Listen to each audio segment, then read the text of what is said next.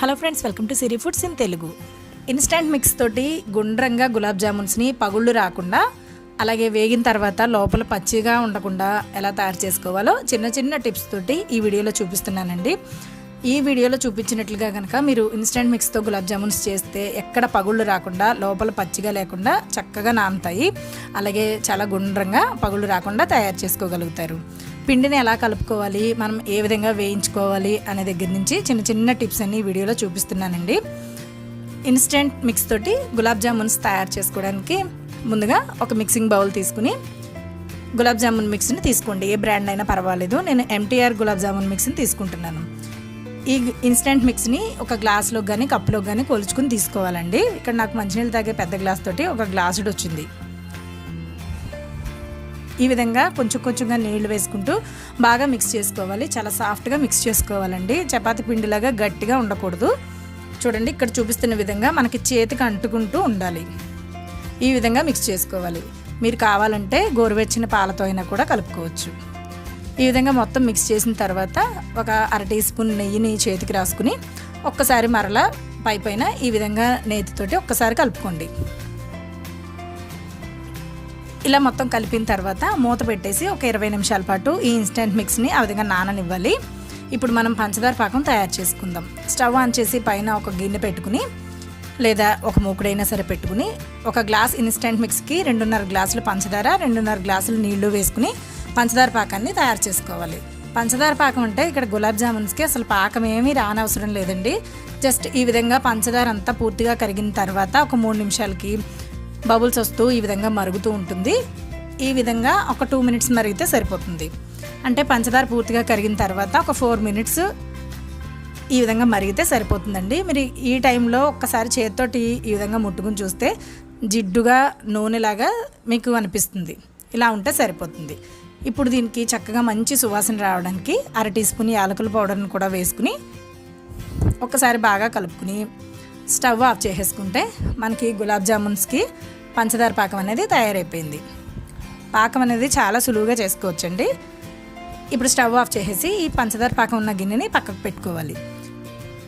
ఇప్పుడు మనం గులాబ్ జామున్స్ని తయారు చేసుకుందాం. చేతికి నెయ్యి రాసుకుని మనం ఇందాక కలిపి ఉంచుకున్న పిండిని 20 నిమిషాల తర్వాత తీయాలండి.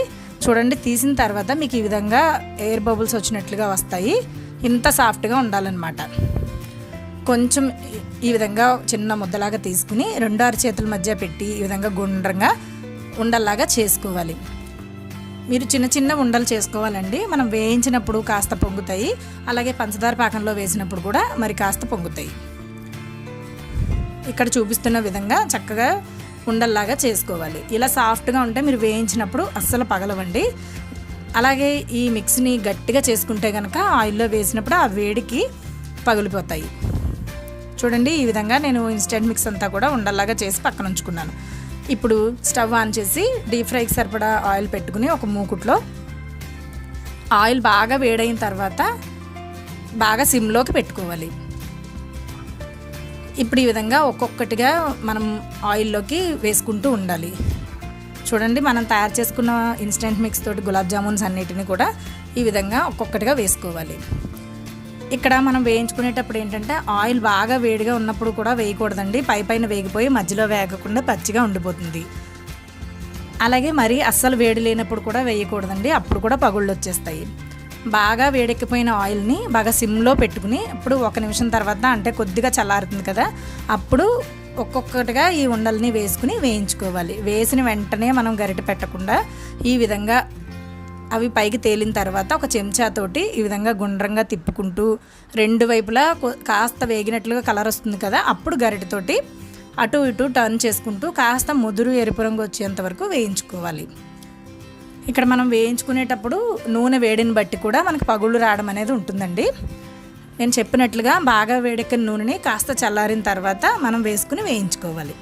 ఈ విధంగా చూడండి, ముదురు రంగు వచ్చిన తర్వాత వాటిని తీసేసుకుని పక్కనే ఉన్న పంచదార పాకంలోకి వేసేసుకోవాలి. వెంటనే వేసుకోవాలండి.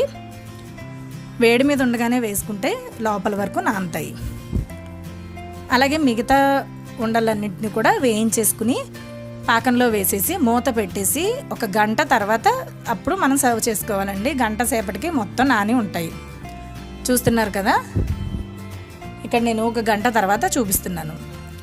మీరు ఏదైనా ఫంక్షన్ ఉంటే కనుక ముందు రోజు చేసేసుకుని తర్వాత రోజుకి సర్వ్ చేసుకుంటే ఇంకా బాగుంటాయి.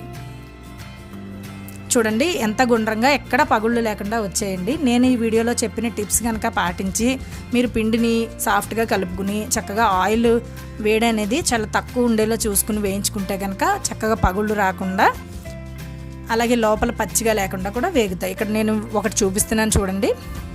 మీకు ప్రతిదీ కూడా చక్కగా అదే విధంగా నాని ఉంటుంది. పాకం కూడా కాస్త వేడిగానే ఉండాలండి. వేడివేడిగా మనం వేయించినవి తీయగానే పాకంలో వేసేసుకోవాలి. ఇంతేనండి, మనకి గులాబ్ జామున్స్ రెడీ అయిపోయాయి కదా. ఈ వీడియో చూసి మీరు ఇంట్లో ట్రై చేస్తే మీకు ఎలా వచ్చాయి అనేది నాకు తప్పకుండా కమెంట్స్లో సెక్షన్లో రాసి తెలియచేయండి. మరిన్ని టేస్టీ రెసిపీస్ని చూడడానికి సిరి ఫుడ్స్ ఇన్ తెలుగుని సబ్స్క్రైబ్ చేసుకోండి.